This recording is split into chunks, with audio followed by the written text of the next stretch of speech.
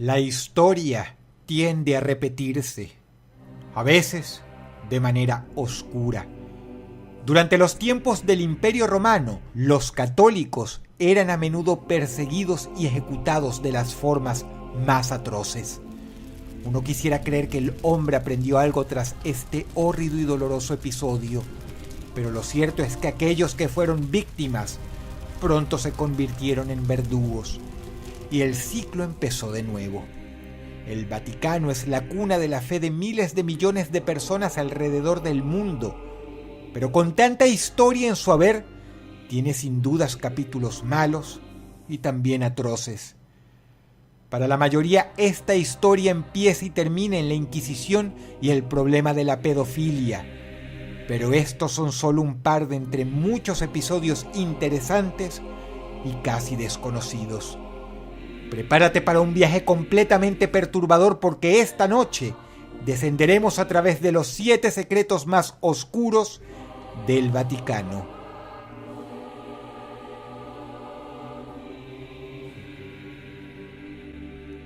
Número 7.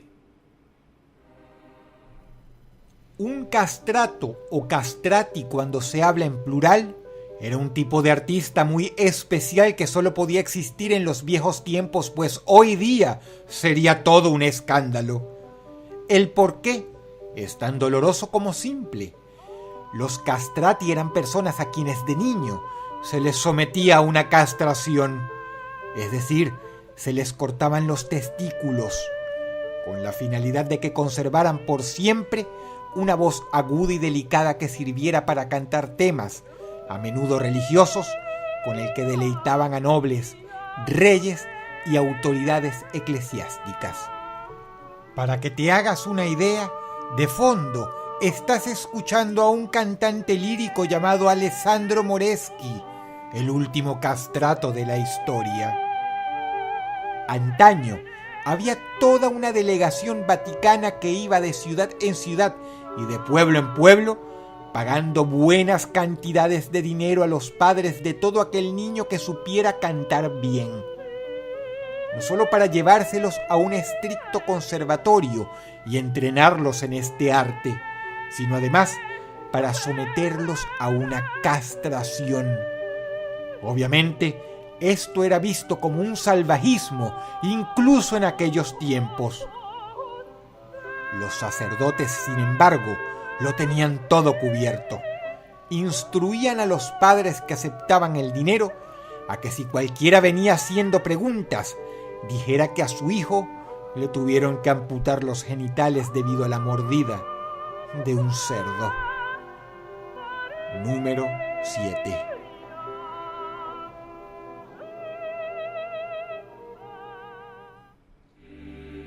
Número 6.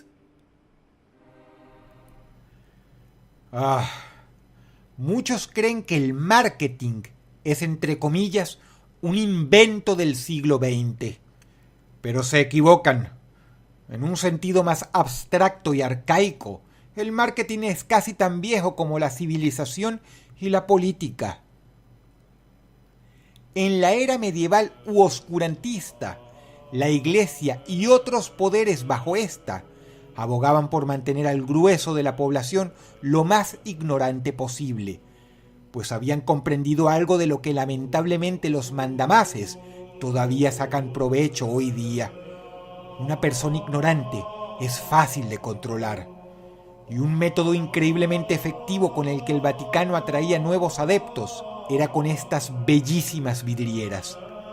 Ponte en los zapatos de una persona común de aquella era. Ten en cuenta que una analfabeta, que jamás había visto nada fuera de su reducidísimo pueblo, que no conocía siquiera el vidrio, se sentía increíblemente maravillada cuando miraba esto.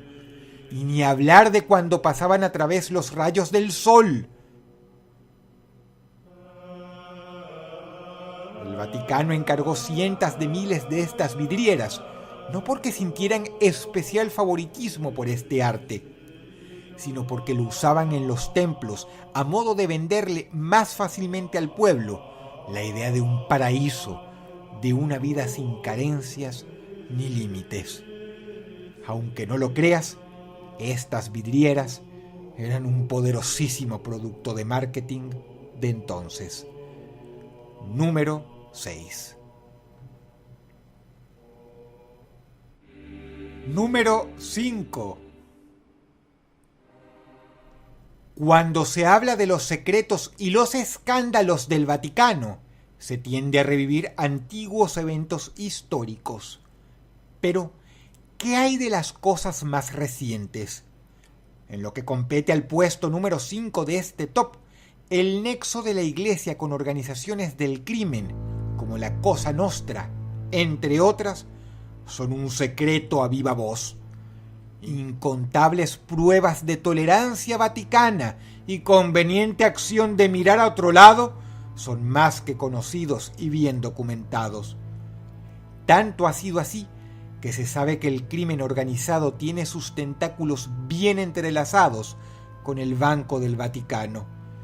Y si tenemos en cuenta que hablamos de organizaciones que extorsionan, asesinan, promueven la prostitución y en muchos casos el narcotráfico, es más que obvio porque esto es un lamentable escándalo. En tiempos recientes se ha visto un esfuerzo de los miembros más altos de la cúpula vaticana por deshacerse de este romance con el crimen organizado. Pero del dicho al hecho, número 5.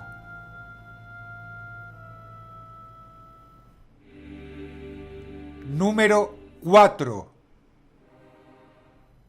No todo tiene que ser necesariamente oscuro. El Vaticano también guarda secretos tragicómicos que te pueden hacer sonreír.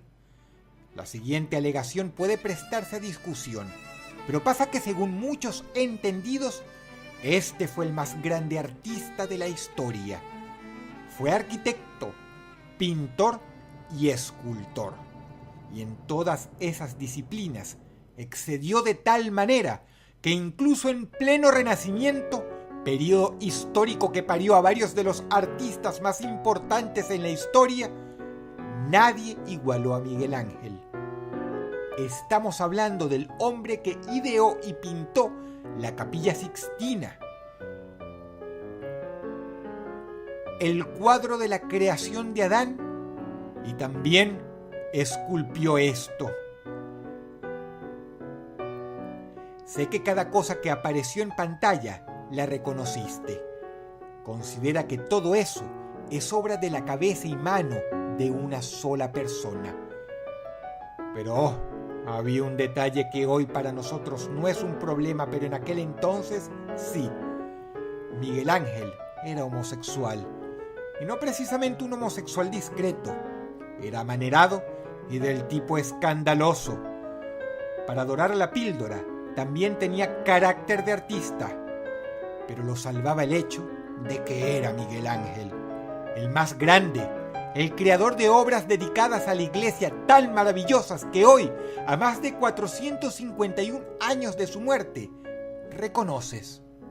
Ahora, por otro lado, tenemos que el Papa era Giuliano della Rovere, nombre del pontífice Julio II, conocido como el Guerrero, no tanto por su pasado como por su mal carácter.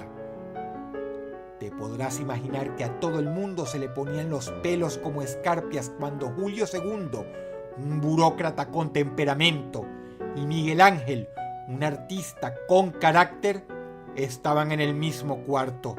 Era una cosa más o menos así. Pero lo lindo de esta historia es que aunque no lo creas, ambos eran muy buenos amigos. Hay quienes creían que se odiaban, pero no, se estimaban muchísimo. Y obvio, Julio II podía haber sido muchas cosas, pero jamás un tonto. Él sabía muy bien la condición sexual de Miguel Ángel, y eso no impidió que lo defendiera muchas veces y le sacara las castañas del fuego otras tantas. Y no pienses mal, Julio II era heterosexual. Simplemente, ambos eran amigos. Se dice que algunas veces peleaban, a veces hasta los puños. Peleas que, por supuesto, ganaba su santidad. En ocasiones Miguel Ángel aparecía con un ojo morado. Otro secreto más del Vaticano. Número 4.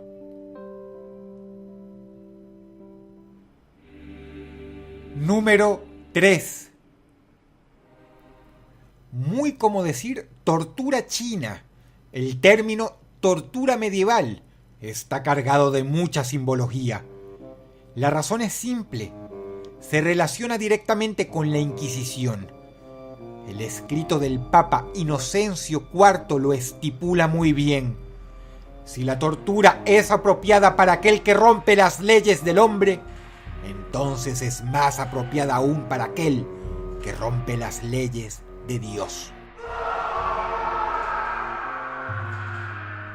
Es por eso que la Santa Inquisición tiene una connotación muy oscura, porque fue una de las primeras veces en la historia de la humanidad en que la tortura se estudió, perfeccionó e incluso se convirtió en una suerte de arte. Ora para hacer padecer a un desgraciado los peores tormentos, ora para sacar alguna confesión. Y muchas de ellas, como la privación del sueño, la tortura psicológica o incluso el conocido waterboarding, son usadas hoy día en versiones más modernas por las milicias de algunos países. Pero si todas esas cosas tuvieran copyright, le pertenecerían al Vaticano. Número 3.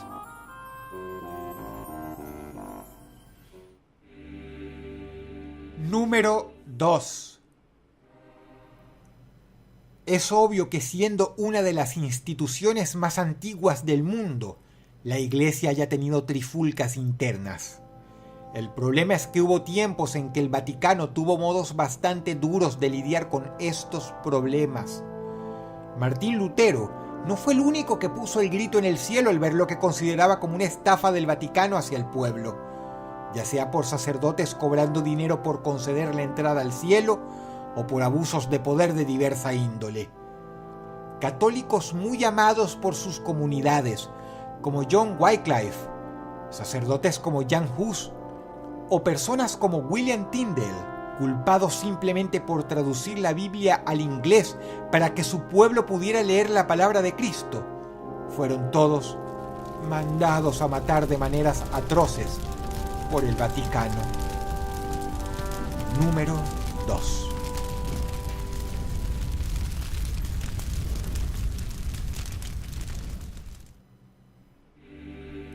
Número 1. Si pedimos tu opinión sobre qué acción objetable ha cometido el Vaticano en los últimos tiempos, el tema de los curas pederastas probablemente saldrá a colación. Muchos otros hablarán sobre la Inquisición, pero respecto a esta, hay una verdad que pocos saben. A ver, a pesar de ser un pensamiento desagradable, uno puede hacerse la idea de por qué un sacerdote medieval o una monja de entonces estaría interesada en ver arder a una persona acusada de brujería, de hacer pactos con Satanás, con Belcebú. Es atroz, sí, pero se puede llegar a contemplar el tren de pensamiento de una persona así. Sin embargo, la realidad era sensiblemente peor. Resulta ser que la Inquisición española a menudo buscaba y rebuscaba culpables de herejía, no bajo sospechas medianamente bien fundamentadas de pactos con el lado oscuro, sino simple y llanamente porque la Inquisición en sí misma era una microeconomía, desde los fiscales hasta los verdugos, pasando por las prisiones, el personal de estas y los mismos sacerdotes que oficiaban de jueces. Si uno piensa en la Inquisición, en lo que era, cuesta creer que el concepto pueda ser todavía más grotesco hasta este momento. Ahora sabes que muchas personas fueron llevadas gritando y llorando al cadalso, no bajo sospecha ideológica de herejía, sino porque simplemente la Inquisición era un negocio que mantenía a muchos empleados del Vaticano. Número 1. Si el video te gustó, por favor dale pulgar arriba y compártelo con tus amigos. Suscríbete a mi canal si quieres ver más videos así. Si crees que ya lo has visto todo, las voces ocultas tienen algo que decirte. No, no.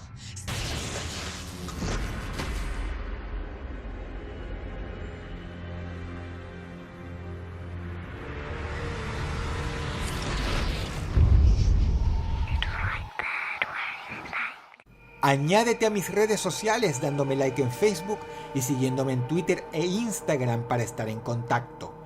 Por favor, hazlo, ya que actualizo muy a menudo mis redes sociales con mucho contenido. Le doy un agradecimiento muy grande a Antonio Pritchett Duarte, pues de él fue la idea que dio luz a este video.